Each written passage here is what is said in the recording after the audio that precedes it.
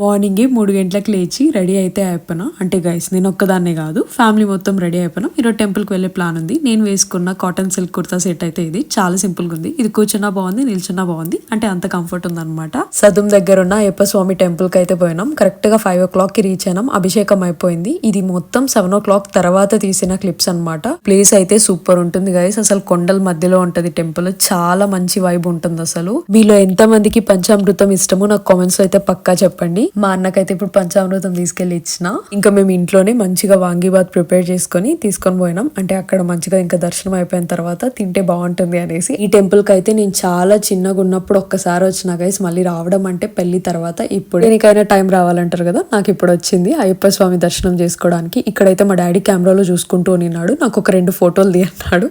So ఇంకా అందుకే నేను కూడా ఫోటోలు తీస్తూ ఉన్నా. ఇంకా మా ఇంటికి కూడా మేము తీర్థ ప్రసాదాలు ఇచ్చి పంపించినాం. ఆనెస్ట్ గా చెప్పాలంటే 3కి లేవడం చాలా కష్టం, కానీ ఇట్లాంటి ఒక పీస్ఫుల్ మార్నింగ్ ఎక్స్పీరియన్స్ చేస్తే కంప్లీట్లీ వర్త్ ఇట్ అనిపిస్తుంది.